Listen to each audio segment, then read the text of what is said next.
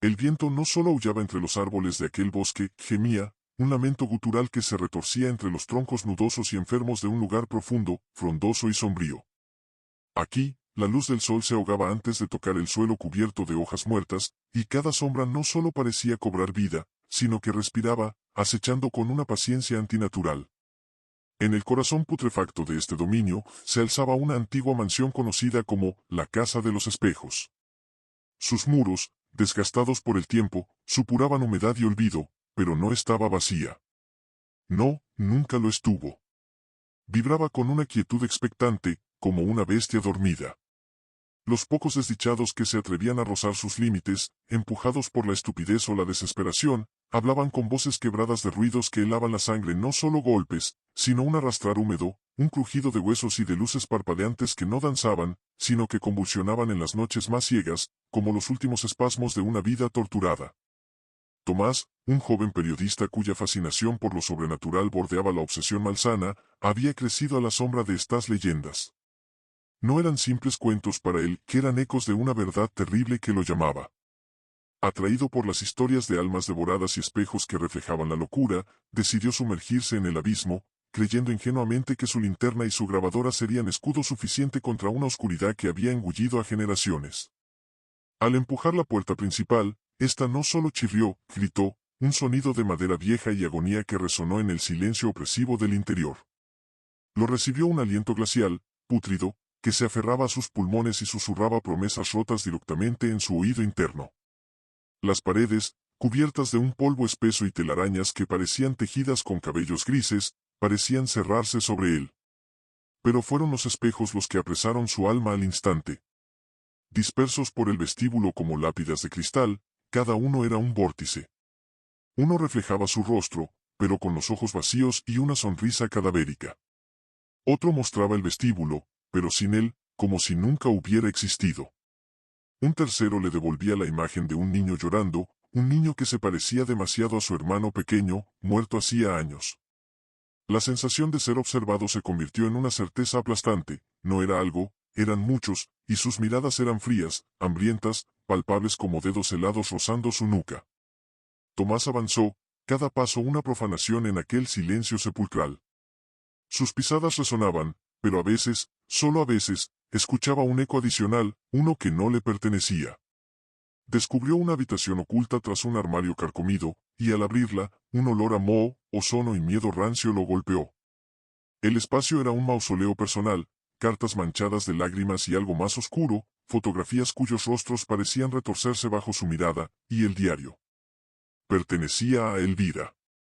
Sus palabras, escritas con una caligrafía cada vez más errática, no describían una simple obsesión, sino un descenso a la locura alimentado por los susurros de los espejos. Hablaba de pactos, de sacrificios, de puertas abiertas que no podían cerrarse. Afirmaba que los muertos no solo hablaban, que exigían. Mientras leía, Tomás sintió que la temperatura caía en picado, que la oscuridad se espesaba, y que una presencia fría y desesperada se aferraba a él, no desde afuera, sino desde adentro. Sentía los dedos helados de Elvira rozando sus pensamientos. La noche se tragó la casa, y los espejos bullían con una vida profana. Ya no solo reflejaban, que invitaban. En uno, su propio reflejo, demacrado y con los ojos inyectados en sangre, le suplicaba que rompiera el cristal, pero Tomás sabía que no era a sí mismo a quien veía. En otro, las imágenes de los desaparecidos no se desdibujaban, sino que se arrastraban hacia la superficie, sus rostros deformados por una agonía eterna, sus bocas mudas gritando advertencias. Se dio cuenta de que los espejos no eran portales, eran prisiones, jaulas de cristal que se alimentaban del tormento.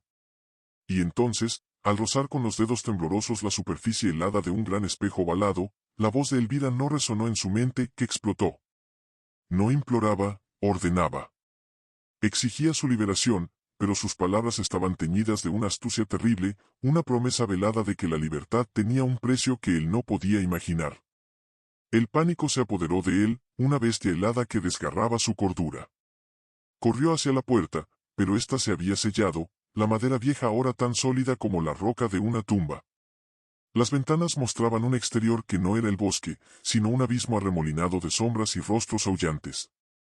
Los espejos no solo absorbían su energía, se burlaban de su miedo, reflejando sus peores pesadillas, magnificándolas, dándoles forma. Fue entonces cuando Elvira se materializó. No era un espectro triste, que era una tempestad de desesperación y rencor, su rostro pálido resquebrajado como porcelana vieja, sus ojos pozos de oscuridad donde ardía una luz hambrienta. Le reveló su condena, pero su voz era un seductor veneno, necesitaba un alma fuerte, un ancla, un sustituto. Tomás comprendió con un horror que le paralizó el corazón que la elección no era entre ayudar o escapar, que era entre convertirse en víctima o en carcelero. Una locura febril, nacida de la desesperación más absoluta, se apoderó de él. No era valentía, era la resignación de quien ya se sabe perdido. Decidió quedarse, no para salvarlos, sino quizás, en un último acto de egoísmo, para acabar con su propio tormento. El ritual descrito en el diario era una blasfemia, no solo palabras, sino su propia sangre derramada sobre los espejos, y fragmentos de su propia alma ofrecidos como peaje. Mientras cantaba las palabras profanas, las sombras se convulsionaron, el aire se rasgó con chillidos inhumanos y los susurros se convirtieron en un rugido ensordecedor que amenazaba con destrozar su mente. Los espíritus se arremolinaron, pero no con gratitud, que era una estampida de odio y dolor, algunos intentando arrastrarlo con ellos al vacío. Con un grito final que le desgarró la garganta, golpeó el espejo central. Uno a uno, los espejos estallaron, no en fragmentos, sino en una lluvia de esquirlas líquidas y negras que no cayeron al suelo. En cambio, se precipitaron hacia él, atraídas como polillas a una llama infernal. No se desvaneció, fue desollado psíquicamente, desgarrado, absorbido. Sintió como su conciencia se fracturaba en 1000 pedazos, cada uno atrapado en un fragmento de espejo invisible. Las almas no fueron liberadas, fueron transferidas, su prisión ahora era él. Vio a Elvira, no sonriendo, sino expandiéndose, su esencia fundiéndose con los muros, sus ojos ahora fijos en él desde cada rincón oscuro, satisfecha, porque la casa había sido alimentada. Tomás, o lo que quedaba de él, se convirtió en el nuevo corazón latente de la Casa de los Espejos. Ya no era un guardián, sino una parte integral de la maldición, su conciencia rota reflejada en cada mota de polvo, en cada gota de humedad, en los ojos del próximo incauto que se atreviera a cruzar el umbral. La leyenda cambió. Ya no se susurraba sobre sacrificio y liberación, sino sobre un lugar que devora, un eco eterno de horror donde los espejos siempre tienen hambre y el último reflejo que ves es el de tu propia alma siendo engullida. Y en el silencio más profundo, a veces, solo a veces, se puede oír un nuevo susurro, débil y fracturado, que advierte, no mires, tiene hambre. Tras la desaparición de Tomás, una calma espesa se apoderó del lugar. Una calma mentirosa, de esas que preceden a un desgarro en el tejido mismo del mundo. Pero no tardó en regresar el rumor, algo cambió dentro. Los espejos ya no solo mostraban reflejos siniestros, comenzaron a imitar la realidad exterior con errores grotescos, cielos que sangraban, árboles invertidos cuyas raíces se enroscaban en el aire, rostros de aldeanos deformados por una angustia que no sentían, al menos no aún. La locura no era ya un destino, sino una onda expansiva. Los animales dejaron de cruzar los lindes del bosque. Luego, dejaron de nacer. Los árboles se torcieron en ángulos imposibles, como si el espacio ya no obedeciera a la geometría euclidiana. Un anciano pastor, de lengua paralizada y mirada vacía, fue hallado a kilómetros del lugar, murmurando entre espasmos, los espejos se multiplican. Están en los charcos. En los ojos. En las sombras. Y era cierto. La maldición se había desbordado. La casa, henchida de las almas que Tomás no había liberado, sino absorbido en su ritual fallido, comenzó a gestar algo más antiguo que ella misma. No era Elvira quien gobernaba ya, sino algo que despertó en el núcleo del ritual, algo que siempre estuvo dormido tras los cristales. Un fragmento consciente del vacío primordial, atrapado desde tiempos remotos en una prisión de vidrio por un arte olvidado, una cárcel que ahora se alimentaba de almas humanas para reconstruirse. Lo que Tomás pensó que sería un final, fue en realidad un principio. Y llegó la noche sin tiempo. Afuera, la realidad empezó a fragmentarse como vidrio viejo. La luna, cuando aparecía, mostraba grietas y rostros en su superficie. La gente soñaba con corredores interminables de espejos sin reflejo, con una figura de ojos múltiples y sonrisa ancha como una herida que los observaba desde todos los ángulos. Algunos despertaban con trozos de cristal en sus lenguas o sangre que no era suya manchando sus camas. Dentro de la casa, ya no quedaban pasillos reconocibles. Era un organismo viviente. Las paredes palpitaban. La madera crujía, no como materia inerte, sino como huesos que se estiran tras un largo letargo. El aire sabía a herrumbre y alaridos.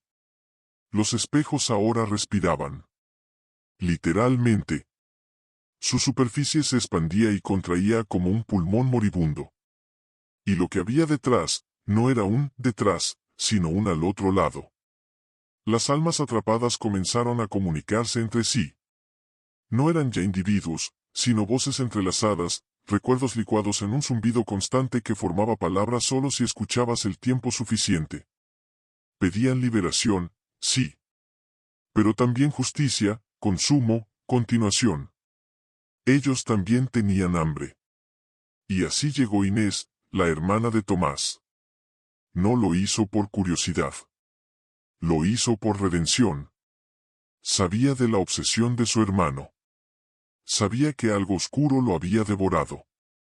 Su búsqueda, guiada por los escritos manchados del diario de Elvira que llegó a sus manos en un sobre sin remitente, marcado con huellas dactilares que no correspondían a ningún ser humano, la condujo a la mansión, ahora oculta tras una niebla inmóvil, espesa como aceite, que no obedecía al viento ni al calor. Entró. Y la casa celebró. Los espejos no la reflejaron, sino que la examinaron. El aire se llenó de un aroma dulce y nauseabundo, como si cada rincón del lugar exhalara anticipación. Caminó entre pasillos que cambiaban detrás de ella. Escuchó su nombre en voces que nunca lo habían pronunciado. Vio a su madre muerta hacía 5 años sonreír desde el reflejo de una cuchara oxidada. Y al llegar al salón central, donde antaño se alzaba el espejo ovalado que atrapó a Tomás, encontró el nuevo altar. Hecho de huesos. De carne cristalizada. De ojos. Y él estaba allí. O algo que lo recordaba. Un ente hecho de fragmentos, de recuerdos suyos superpuestos, de momentos robados. No hablaba con voz, sino con sentimientos que le insertaba directamente en la mente. Culpa. Dolor. Hambre. Y detrás de él, Elvira, que ya no era una mujer ni un espíritu, sino una forma contenedora, un avatar del vacío que ahora se expresaba con su rostro porque así se le recordaba. Inés comprendió entonces la verdad última: el horror no estaba en la casa. La casa era el umbral. Cada espejo, una célula de una criatura que crecía lentamente en esta dimensión, esperando madurar lo suficiente para brotar, florecer en la realidad como una flor de odio y desesperación. La maldición no era una maldición. Era un parto. Y ella era la partera elegida. La decisión no fue heroica. Fue instinto. Inés corrió. No para salvarse, sino para cerrarla. Buscó el núcleo, el espejo negro, el más antiguo, el que jamás había reflejado nada. Y allí, ofreció su cuerpo. Su memoria. Su existencia misma. No como sacrificio. Como veneno. Inés no sabía magia. No hizo un ritual. Lo que hizo fue introducir en el corazón del vacío algo que jamás entendería: amor puro, no idealizado, sino dolorosamente humano. La culpa hacia su hermano. El perdón que nunca se dijeron.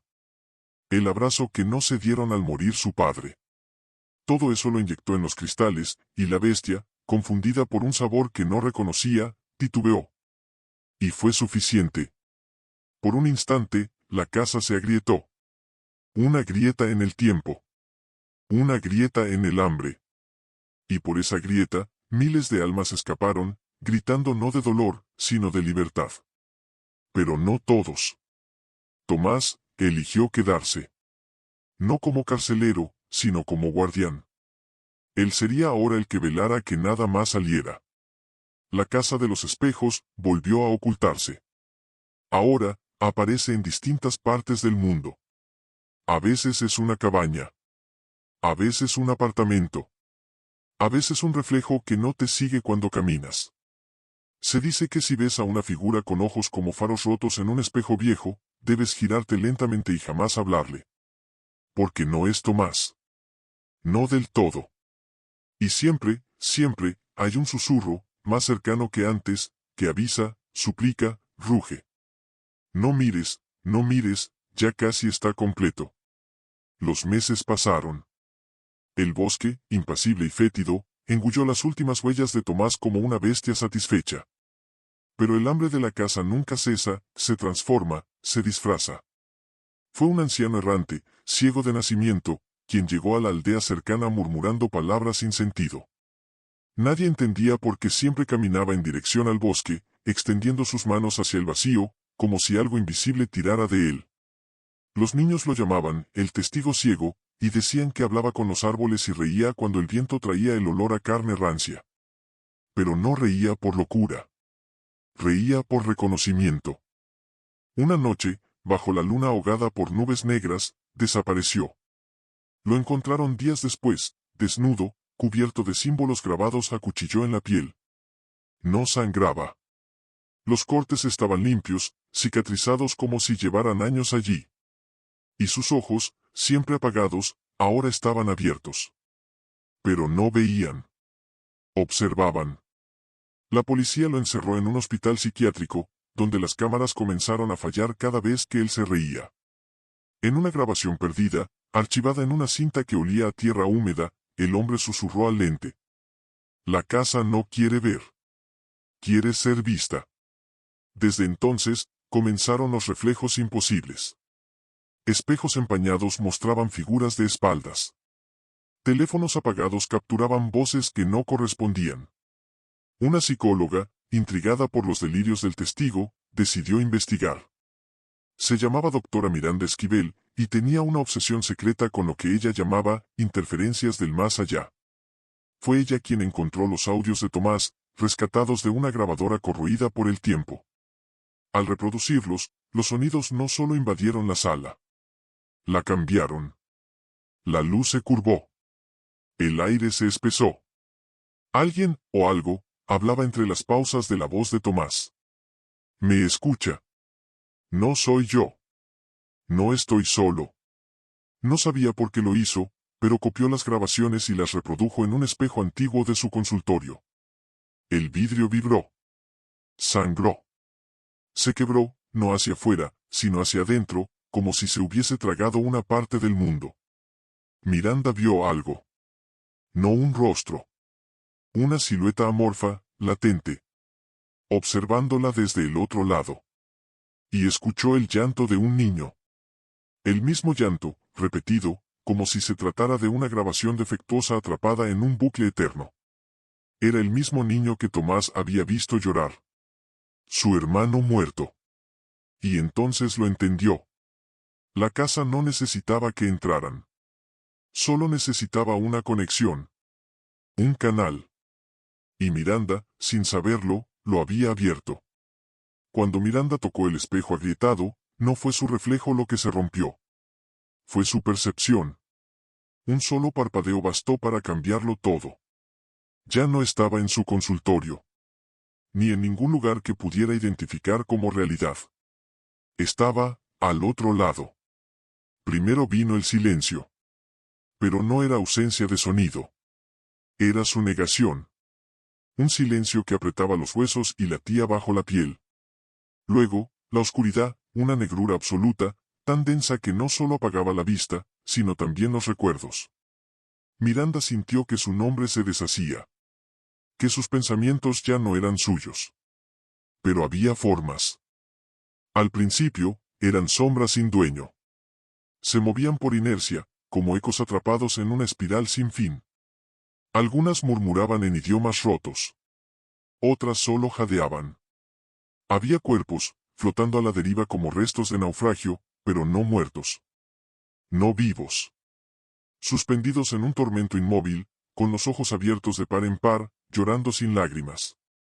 Y entonces lo vio, el corredor de los 1000 cristales. Un pasillo infinito construido de espejos negros, cada uno pulsando con una conciencia propia. En cada superficie, un mundo distinto, escenas de sufrimiento, momentos robados de almas atrapadas. Cada espejo era un infierno personal, y Miranda entendió que cada uno era una prisión viva. Algunos mostraban versiones de ella misma que gritaban sin sonido. En otros, aparecía Tomás, descompuesto, multiplicado, observándola desde 1000 ángulos, cada uno más roto que el anterior. Al fondo del corredor, se abría una sala vasta y abovedada, donde el aire era tan espeso como sangre caliente. En su centro, una figura sin forma definida, fluctuando entre humo y carne, se alimentaba de las imágenes reflejadas. No hablaba, pero su presencia aplastaba la mente. La voz que no era voz habló. Aquí no hay tiempo. Solo reflejo sin destino. Los que miran, se ofrecen. Los que cruzan, nos pertenecen. Miranda cayó de rodillas. La cosa se inclinó. Y entonces vio algo imposible. Dentro del núcleo fluctuante del ser, estaban los rostros de todos los atrapados. Tomás. Elvira. Decenas. Cientos. Todos superpuestos, fundidos en una matriz de dolor sin nombre. La criatura la invitó a mirar dentro de uno de los espejos más pequeños. Era su casa. Su infancia. Su madre, viva. Su hermana, nunca muerta. Una promesa. Un señuelo. Si lo tocaba, quedaría atrapada. Como los demás. Miranda tembló. Pero se obligó a mirar más allá. Y allí, en el más oscuro de los espejos, vio una grieta. No en el cristal, sino en la lógica misma del lugar. Una distorsión, una imperfección. La criatura la sintió también. Rugió sin sonido. El corredor se estremeció. Aquella grieta era un recuerdo olvidado. Una imagen de Elvira, antes de la locura, escribiendo en su diario, llorando. Ese momento contenía duda, arrepentimiento. Un punto débil. Una puerta. Miranda comprendió que la casa no solo se alimentaba del miedo, sino de la certeza. Y que la duda, el amor, el dolor puro y humano, podían abrir fisuras en su dominio. Se lanzó hacia la grieta. La grieta no parecía una ruptura física. Era un fallo emocional, un desgarrón en la eternidad estática del otro lado. Miranda se arrojó hacia ella con la desesperación de quien se sabe ya perdida, pero aún anhela algo que no puede nombrar, no libertad, sino sentido. Y entonces cayó. No al vacío, sino al recuerdo vivo de Elvira. No era un sueño. No era una ilusión. Era un momento preservado, un fragmento de alma suspendido como una burbuja de cristal en la garganta del horror. Miranda estaba dentro de la habitación de Elvira, muchos años antes de la maldición. Todo era más claro. Más humano. Aunque el aire aún tenía ese sabor metálico de los secretos no dichos. Elvira escribía. Su mano temblaba. Su rostro era joven, pero sus ojos estaban llenos de sombra. Ellos no me escuchan. Quiero ayudarlos, no entregarlos, murmuraba mientras escribía. Las páginas del diario no eran aún blasfemias. Eran súplicas. Dudas. Miedo. Elvira no había invocado nada todavía. Solo escuchaba voces. Voces que le prometían devolverle a alguien. A su hermana. Que le prometían amor eterno. Voz tras voz, espejo tras espejo, seduciéndola con su reflejo más querido. Fue este momento de duda lo que creó la grieta. Y entonces Miranda comprendió, la casa no nació maldita. Fue invocada. Alimentada. Edificada por una decisión cargada de amor enfermo. La grieta era la única parte incorrupta de todo ese horror. La humanidad de Elvira. El pequeño pedazo que se arrepintió incluso antes de abrir la puerta. Y aún latía. De pronto, el recuerdo se distorsionó. El entorno comenzó a temblar. Las paredes se deshacían como cera derretida. El corredor de los 1000 cristales estaba despertando. La grieta había sido vista. Miranda no podía quedarse ahí. No podía huir. Pero podía hacer algo más terrible, recordar. Tomó ese momento. Lo atrapó dentro de sí. Se convirtió en su guardiana. Y entonces, por primera vez desde que cruzó el espejo, gritó su propio nombre. Miranda Esquivel. Yo no soy tuya. El otro lado estalló. No con fuego. Con luz. Miranda despertó en su consultorio. El espejo estaba entero. Pero su reflejo no la seguía. La observaba. Cauteloso. Como si la temiera. Como si supiera que algo había cambiado. Desde entonces, ella no duerme. Porque cada noche, el reflejo parpadea antes que ella. Y en sus sueños, Elvira le habla. No como un espectro, sino como una aliada. Aún hay tiempo. Aún hay una grieta. Pero no por mucho. Miranda lo entendió.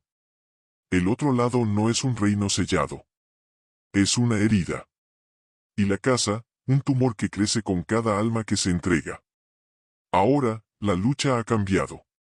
El horror sigue. Pero también la resistencia ha comenzado.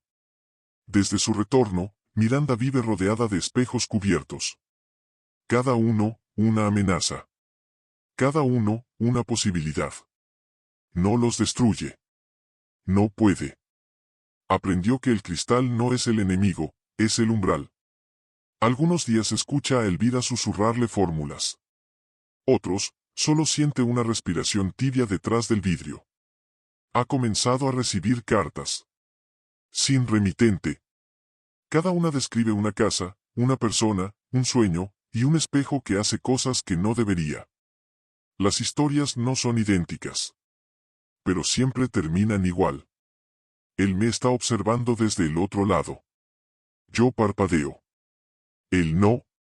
Y en la última carta, fechada un día después de que Miranda despertara del otro lado, hay una sola fotografía, una niña frente a un espejo. Tiene los ojos cerrados, como si rezara. En el reflejo, la niña sonríe. Al reverso, garabateado con tinta roja. Gracias, Miranda. Por abrir la grieta. Ahora podemos salir por ella. Esa noche, Miranda encuentra un espejo en su casa que no recuerda haber traído. Ella no se refleja en él. Pero algo, del otro lado, parpadea. Una vez. 2 veces. Y luego sonríe.